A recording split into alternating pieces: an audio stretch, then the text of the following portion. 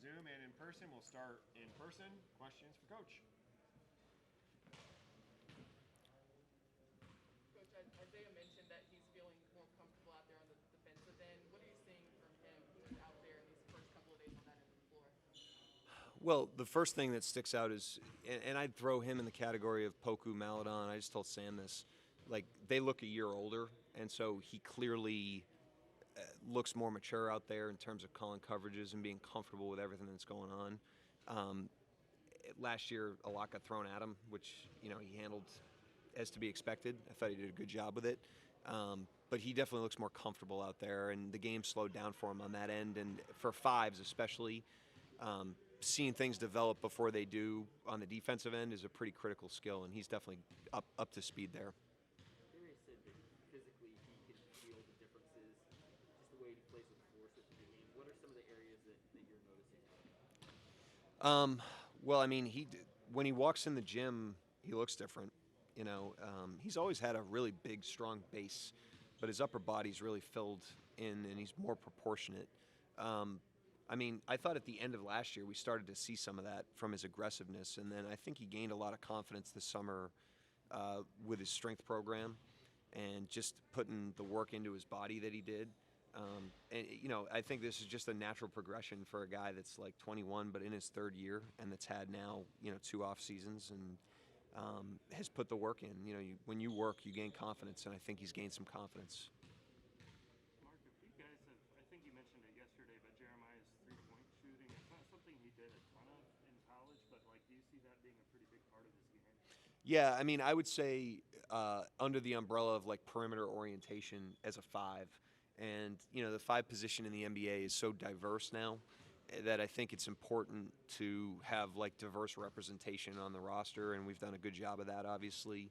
But for a guy like him that's a little undersized at that spot, the ability to relocate to the perimeter, actively space, shoot when he's open, but also drive and kick and get to secondary action, that's a real skill that you need to have, especially when you start watching playoff games with how perimeter-oriented those games are. So we're pretty excited. Not only, I mean, he's shot the ball well, and shooting's going to be a little volatile throughout the year, so there's no guarantee. But his overall perimeter instincts are pretty strong. Was Derek back today, or is he? Yeah, he was back.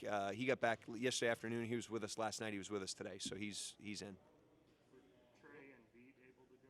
Trey went. Veet didn't. A little off topic, but you guys had some eclectic music playing today. Who gets to pick the music? Great question.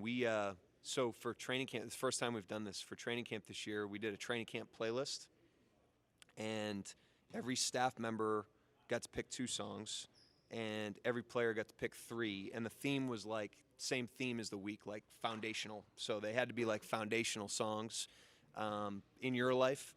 And we got a guy, Darnell Foreman, he was a video assistant last year. He's going to be a blue assistant coach this year. Really good young guy. The players love him. He's going to be a really good coach.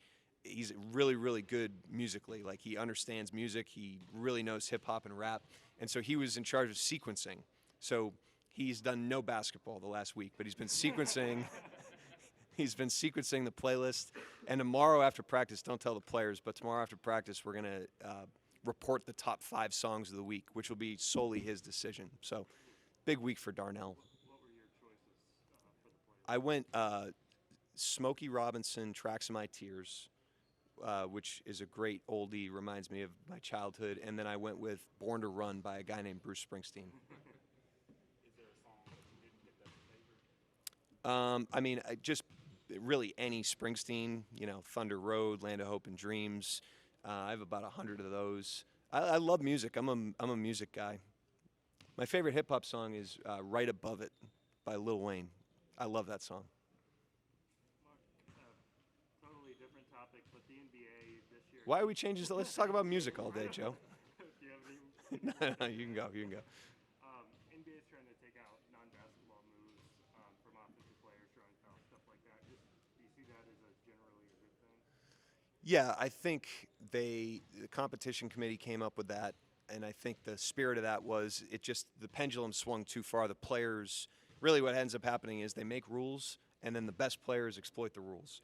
And the best players were exploiting that rule, and it got to the point where when a good player would shot fake and the defender would leave their feet, it was like free reign, to just jump wherever you want, initiate as much contact as you want.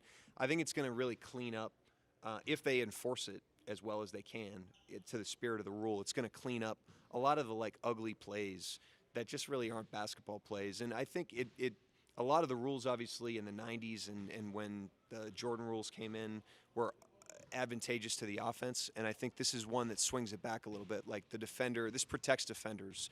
I think it's going to help Dort when they sent their teaching video. 2 of the fouls that that were supposed to be offensive fouls were on Dort. So that's definitely going to be a point of emphasis for me on the sidelines this year with those guys as they adjust to that. Anyone else in person? All right, we're going to take the Zoom now, Coach. We got a couple hands up. Let's start with Ryan Stiles on the Zoom. Rylan, can you hear us? I got you. All right. Coach, on that same kind of wavelength with the new coaching challenge rules with the out-of-bounds play after the final 2 minutes, does that change at all how you're going to go about using those challenges and win? Good question. I mean, not having the replay trigger at the end of the game is significant because obviously those were accounting for a lot of the automatic triggers at the end of the game. So I think it makes a case for a little bit more, keeping it in your pocket. But I will say this, about half of your games, and I felt this last year, about half of your games are close games, which means that half of the games aren't close games. And so let's say you only have 41 close games where, you save your challenge for the last 2 minutes. Well, now there's only so much of a guarantee that you're going to get a play in the last 2 minutes that you can actually challenge and win. So now let's say there's only, 15 games where that's the case. Then the challenge overturn rate is about 45%. So let's say you only overturn 6 plays. If you're constantly keeping your challenge in your pocket, you're going to overturn 6 plays in a season, and you're going to have 50 challenges in your backpack on summer vacation. And so we have the challenge every year in the G League. I know it's a little bit unconventional, but if there's a play we think can take points off the board or add points to the board that we think we can get in the course of the game, we're going to use it because there's no guarantee the game's going to be close. If the game is close, there's no guarantee there's going to be a play we can get. And if there's a play we can get, there's no guarantee we can get it overturned. And I think there's just too much evidence supporting being a little bit more aggressive with it and risking getting blamed if at the end of the game there is a close play in a close game and you don't have one. But it hasn't happened as many times as you think. There was one game in the bubble against Denver where we used it. I think Shea had 4 fouls, and we used it on his 5th foul in the 3rd quarter. And then late in that game against Denver, we ended up losing the game. We didn't have a challenge for a block charge. I think it was on Millsap. And that was the only time that I think in all my years in the G League and in the 2 years it's been in the NBA, it's the only time that down the stretch of a game we haven't had one, and we've been pretty liberal using them and we'll continue to be. I know that's more than what you signed up for, but I think there is kind of a narrative that it's the best thing to do is to save it, and I want you guys to be educated on the fact that we don't necessarily think that's the best thing to do. And I think I challenged one a minute into the game last year. My mistake on that one was I didn't ask the player. I saw Dort react and I just pulled the trigger. I saw the replay at a bad angle and I messed that up, but we're not afraid to use it if it means points. Coach, next we're going to go to Nick Crane. Go ahead with your question, Nick. Yeah, Isaiah just talked about how quick Trey is. I know it's only a few days into camp, but you're already starting to see improvement out of Trey, whether it's just being more comfortable or starting to get his shot off quicker, whatever it might be. Yeah, he's shifty. The thing that stands out about him is Shea's like this a little bit. They're not ridiculous athletes, but they just create space. Shea does it in order to get into the paint. Trey does it in order to get his defender off him. He's really slippery, and you always feel like when he's got the ball, his guy's 3 feet away from him, and he just has he's light on his feet. He's got a really tight handle. He's got good instincts. That definitely showed up in pickup and a little bit in practice, but that's certainly something that's appealing to us about him.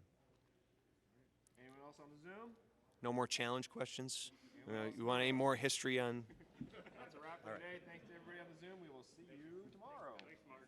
See ya.